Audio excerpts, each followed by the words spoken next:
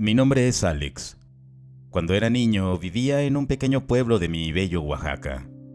Mi hermano y yo vivíamos con mis padres y mi abuelo Pedrito. Muchas noches cuando a mi abuelo no le daba sueño, se quedaba afuera frente al anafre para calentarse. Mi hermano Manuel y yo salíamos y nos sentábamos junto a él. A veces nos cantaba y tocaba su guitarra. Otras veces nos contaba sobre su juventud y su vida como maestro. Le alegraba mucho platicar con nosotros y a nosotros estar con él. Era muy divertido. Incluso tomábamos té o café caliente mientras platicábamos con él. Había una historia que él nos contaba que me intrigaba y me daba mucho miedo. Era la historia sobre un cura que había sido quemado por allá del año de 1600. El cura se llamaba Francisco Sorcia y era el encargado de la iglesia principal del pueblo, una iglesia que hasta el día de hoy existe. Todos en el pueblo lo veneraban y lo querían, pues siempre hacía lo posible por ayudar a los más necesitados, hasta a los animales de la calle. Siempre estaba para apoyar a los demás y todos los domingos daba una gran misa para alentar a las personas a seguir con su fe en la iglesia. Pasaron muchos años así. Todos confiaban en él y ponían sus vidas en sus manos. Hacían fiestas para celebrar la vida del cura y muchos le llevaban canastas llenas de fruta o animales como cerdos o guajolotes. La vida en ese entonces era muy tranquila y apacible. Pero cuentan que hubo algo que perturbó a todo el pueblo, algo que jamás se hubieran imaginado. La controversia comenzó cuando uno de los ayudantes de la iglesia, un joven devoto y sumamente comprometido con su labor en la casa de Dios, había levantado una acusación sumamente grave en contra del padre Francisco.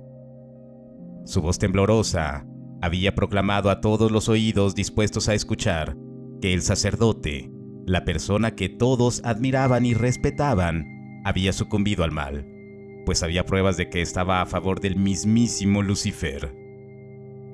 La evidencia de su afirmación era un conjunto de cosas que había descubierto en la habitación principal del padre, cuando por querer hacer algo bondadoso, se decidió a limpiarla.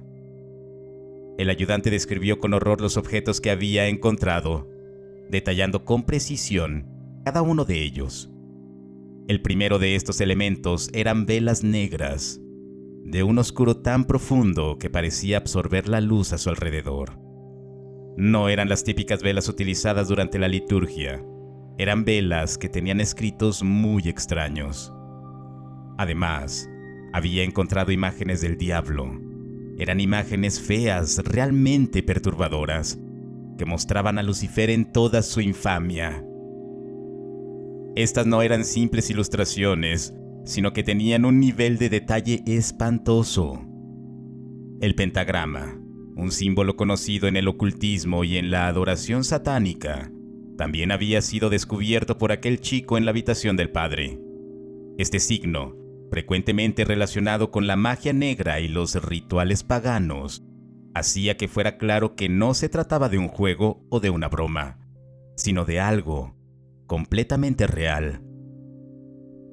Pero lo más horrible de todo eran las Biblias. No eran las sagradas escrituras tal y como se conocen, sino que habían sido profanadas. Estaban manchadas de sangre, lo que sugería la realización de rituales satánicos. Además, sus portadas y páginas estaban pintadas de negro, como si intentara ocultar la luz y la verdad escrita en un libro sagrado. Estos desagradables descubrimientos en la habitación del padre no solo generaron un tumulto en la comunidad religiosa, sino que también sembraron dudas y temores en los corazones de los feligreses. La imagen de un padre supuestamente piadoso y devoto, manchado por prácticas oscuras y satánicas, desató un torbellino de preguntas y sospechas en la iglesia y en la comunidad en general. Así que otros padres del pueblo fueron a averiguar si eso era cierto. Para no tomar acción ante una mentira, y sin dar indicios, fueron a la habitación del padre, quien cuando abrieron la puerta, estaba hincado en el suelo, rezando, y se dieron cuenta de que todo era verdad.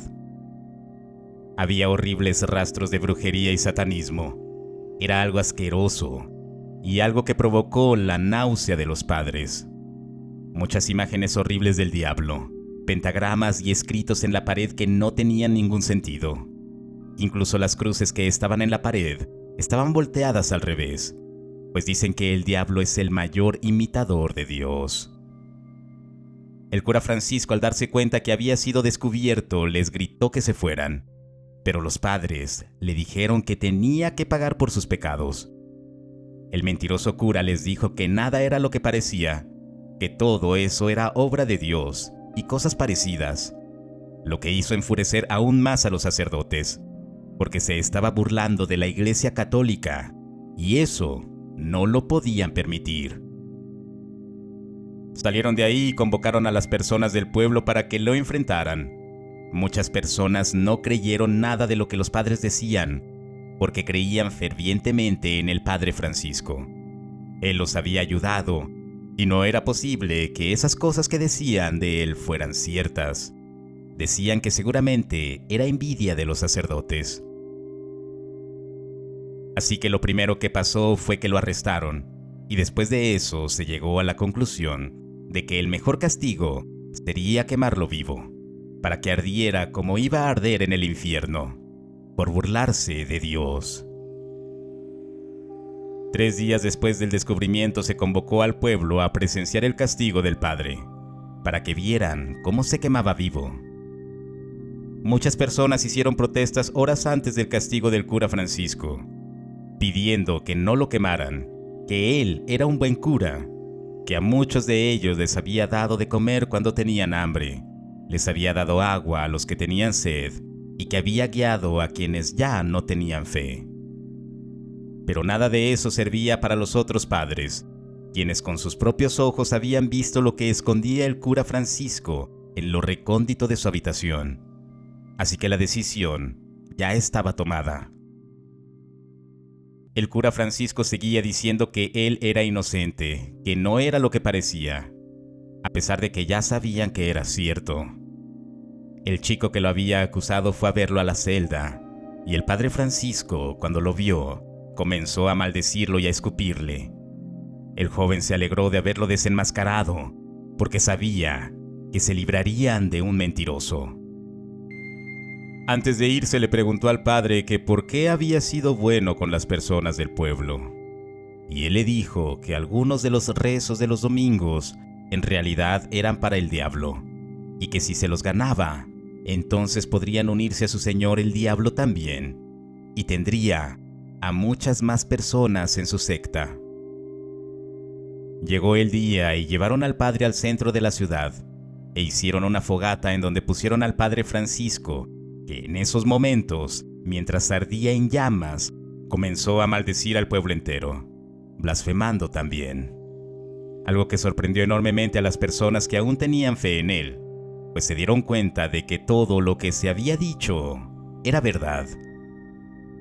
Muchas señoras hasta se pusieron a llorar por la verdad del padre, y otros le gritaban cosas como «mentiroso, y te vas a ir directito al infierno». Mientras se quemaba el cuerpo del padre, se veían figuras extrañas en el humo y en las llamas. Era un escenario muy desagradable, algo que muchos prefirieron no ver más como un ser humano. Ahora estaba muriendo a gritos en el fuego. Finalmente solo quedaron los huesos de aquel padre que se había encargado de maldecir al pueblo y de inducirlos a adorar a Satanás.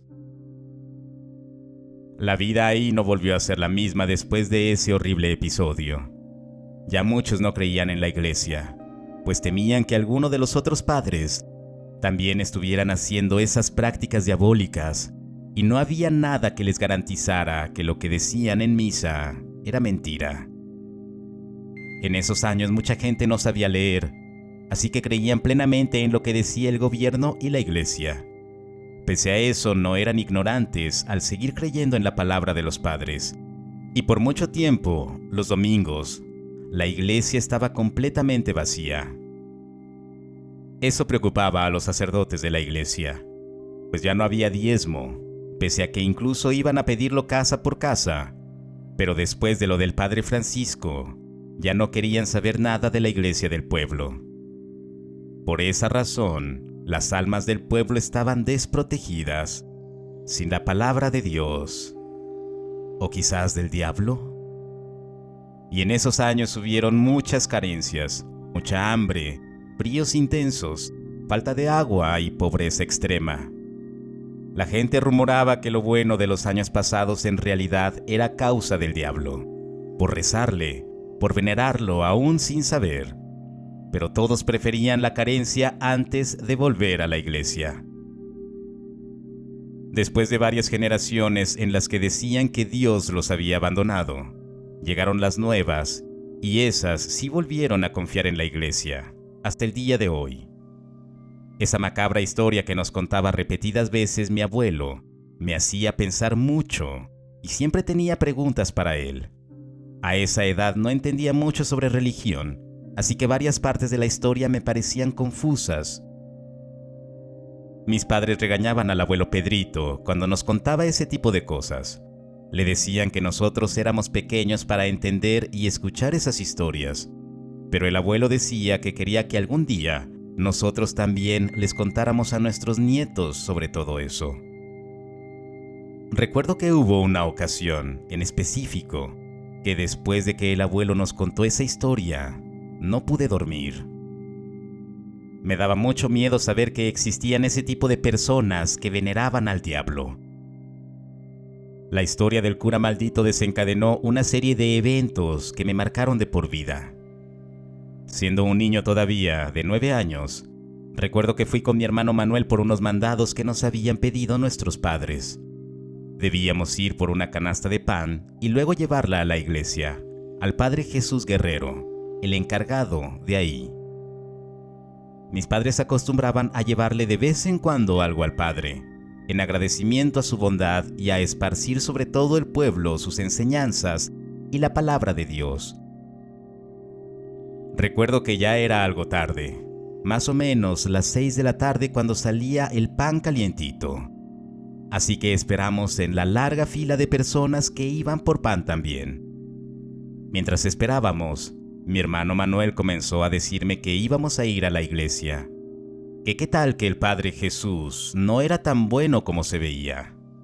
Y yo le dije con un tono de desaprobación que dejara de decir tonterías, que la historia que nos contaba el abuelo había sucedido hace muchísimo tiempo, y en esos tiempos todo era diferente.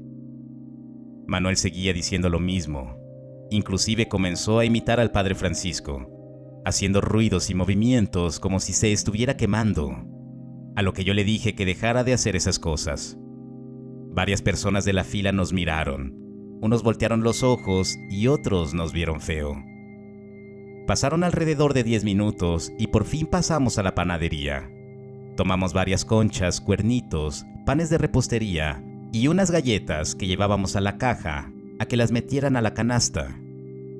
Pagamos y caminamos hacia la iglesia. Estábamos en invierno, así que teníamos el mismo horario de hoy, en donde oscurece a las 6 más o menos. Así que el camino era algo oscuro, pero todo era más ameno porque íbamos platicando y bromeando. Mi hermano Manuel, un enérgico niño de 7 años, era mi fiel compañero en esas aventuras. Nos llevábamos excepcionalmente bien. Más allá de la simple relación de hermanos, él era mi mejor amigo. Pasábamos la mayor parte del tiempo juntos, compartiendo risas, sueños y anécdotas. Cuando a él lo mandaban a alguna tarea o a comprar algo, yo siempre estaba ahí para acompañarlo. Y lo mismo ocurría al revés. Si a mí me encargaban algún mandado, él no dudaba en unirse a mí. Esa tarde-noche caminamos un buen rato, platicando sobre libros de colorear, nuestros juguetes y ese tipo de cosas. Pero mi hermano volvió a hablar sobre el tema del Padre Francisco, de la historia que nos contaba el abuelo. La verdad no entendía por qué estaba tan obsesionado con el tema ese día.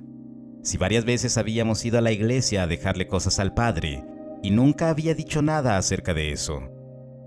Y la verdad, siendo un niño, comenzó a darme miedo y me imaginé el escenario que decía mi hermano, en donde el actual padre del pueblo, el Padre Jesús, era en realidad una mala persona y escondía cosas malas en lo profundo de la iglesia. Mi risa nerviosa denotaba miedo y mi hermano se dio cuenta. Pese a que él era más pequeño, era muy aficionado a las historias de terror que nos contaba el abuelo. Le encantaban esos temas y siempre dibujaba monstruos con horribles tenazas, unas caras espantosas, tentáculos, color verde, negro o rojo. A mí me llamaban la atención esos temas, pero prefería las caricaturas o dibujar a mi familia. El abuelo Pedrito siempre nos decía que se sentía orgulloso de lo valientes que éramos a nuestra edad, algo que no sabía si era del todo cierto, porque a mí sí me daban miedo muchas cosas. En fin, seguimos caminando, y yo le dije a Manuel que ya se callara, que dejara de hablar del padre quemado, pero él se reía más y no me hacía caso. Me dijo que era su historia favorita, y me preguntó que si creía que había sucedido realmente, o solo era un invento del abuelo. Yo le dije que seguramente no era verdad, que era una simple leyenda, algo que solo se había contado de generación en generación, como la historia de La Llorona, y que en dado caso de que hubiera sucedido realmente, quizá no había sido tan horrible como lo contaba el abuelo. Comenzamos a hablar mucho sobre el tema. Aunque me daba miedo, sería mentira decir que no era interesante. Puedo decir que el camino, en vez de parecer más corto, parecía eterno. Sentía que caminábamos y nada más no llegábamos a la iglesia. Seguimos platicando y finalmente llegamos. Entramos y la iglesia estaba completamente vacía. La luz de las lámparas colgantes iluminaba las bancas de madera y daba un aspecto de paz. Dijimos el nombre del Padre Jesús en voz alta, porque sabíamos que seguramente estaba por ahí como siempre, pero nadie contestó. Le dije a Manuel que esperáramos unos minutos, que a lo mejor había ido al baño o se estaba bañando, aunque siendo franco, se me hacía raro que dejara la iglesia sola. Normalmente estaba por lo menos el ayudante del padre. Esperamos un buen rato y volvimos a llamar al Padre Jesús, pero de nuevo nadie respondió. Hasta que una voz salió de atrás del altar principal y dijo: «Hijos, pásenle, están en su casa. Disculpen, estaba ocupado». Cientos de veces habíamos escuchado la voz del Padre, en las misas o cuando íbamos a visitarlo, pero esa vez se escuchaba extraña, era más grave, como si estuviera enfermo de la garganta, y justamente eso pensé. Manuel le dijo que le habíamos llevado pan, y él con la misma voz nos dijo que pasáramos al otro lado del altar, en donde nadie pasaba, solo el Padre y sus sacristanes. Eso nos pareció todavía más raro, pues todas las veces que habíamos ido a verlo, él nos recibía en la iglesia como tal, en las bancas, y se ponía a platicar con nosotros. Yo le dije en voz alta que si podía salir, porque teníamos prisa, pero él respondió diciendo que no podía, porque estaba despeinado y con ropa civil, y que si alguien más del pueblo lo veía, se iban a molestar. Nos quedamos pensando y Manuel comenzó a caminar hacia allá, pero yo lo sostuve del brazo y le dije que no. Mi hermano se me quedó viendo, y yo le dije que todo era muy extraño, y que mejor nos fuéramos. Él asintió con la cabeza, y cuando íbamos a comenzar a caminar hacia la salida, la voz del Padre se escuchó de nuevo, y nos dijo que se le antojaba mucho el pan, que por favor pasáramos. A pesar de que en el fondo sabía que algo estaba mal, su voz parecía envolvernos y nos dirigimos hacia atrás del altar principal. Había varios cuartos y un pasillo largo. No lo vimos luego, así que preguntamos su nombre en voz alta, y se escuchó a lo lejos en uno de los cuartos, y dijo que pasáramos. Seguimos su voz y caminamos por el pasillo. Nunca habíamos visto la iglesia por dentro, así que fue muy raro. Todo se veía un poco descuidado y viejo. Las puertas de metal se veían oxidadas y la madera ya se veía deteriorada. La voz del padre parecía provenir de todos lados y de ningún lado en realidad. Así que por un momento nos confundimos y caminamos a la vuelta del pasillo, donde había un cuarto al fondo con la puerta completamente cerrada y tenía un candado que parecía haber sido roto a propósito. Escuchamos la voz del padre justo ahí, así que caminamos hasta ese cuarto. Abrimos poco a poco la puerta y rechinó por lo vieja que estaba. Un olor a azufre salió de ese lugar cuando la puerta estaba completamente abierta. Primero todo era oscuridad, hasta que nuestros ojos se adaptaron y lo que vimos nos hizo vomitar. El cuarto era muy viejo, y en cuanto pusimos un pie dentro, nos dispusimos a salir corriendo. Pero la puerta se cerró tras nosotros, algo que hizo que mi hermano se pusiera muy nervioso. Había una cama al fondo con una base de madera. La mitad ya se la habían comido las polillas, el color estaba café por el paso del tiempo, y había una mesa en el centro con un mantel negro, y en ella había Biblias muy viejas, cubiertas de lo que parecía ser sangre. Había unas imágenes muy raras, y en la pared extrañas figuras dibujadas. Mi hermano y yo dimos un paso hacia atrás, y de pronto, la puerta se abrió, lentamente. Y cuando nos dispusimos a salir, justo en la entrada nos topamos con algo que todavía no he logrado olvidar. Era un hombre quemado. Sus ojos estaban totalmente negros y vestía una sotana café. Era el cura Francisco, el cura de la historia. Mi hermano soltó la canasta de pan y comenzó a vomitar, y acto seguido yo también. Después comenzamos a gritar, y ese ente asqueroso nos dijo que nos habíamos estado burlando de él y que lo íbamos a pagar muy caro. Tomó a mi hermano del cuello con su mano quemada, lo que hizo que a Manuel se le quedara la mano marcada, como si se hubiera quemado también. Nuestros gritos fueron escuchados por el Padre Jesús, que justamente había llegado. Cuando nos vio ahí, temblando de miedo, nos preguntó qué estábamos haciendo ahí, pero ni siquiera pudimos contestarle. Estábamos sudando frío y no podíamos ni hablar. Todo lo que había en esa mesa parecía haber desaparecido, al igual que el cura quemado, cuando llegó el Padre Jesús. Después el Padre Jesús nos llevó a las bancas de la iglesia y nos dio un vaso de agua. Un rato más tarde nos dijo que había salido porque una de las señoras del pueblo lo había mandado a traer de emergencia, y por fin pudimos contarle lo que había pasado. Él nos dijo que quizá nos habíamos imaginado todo, pese a que había visto la quemadura de Manuel, pero en lugar de negarlo, no dijimos nada, ya queríamos irnos a casa. Nos llevó con nuestros padres y el abuelo Pedrito. Nuestros padres simplemente les dijimos que Manuel se había quemado por accidente. Mi madre lo curó, y después fuimos a contarle al abuelo.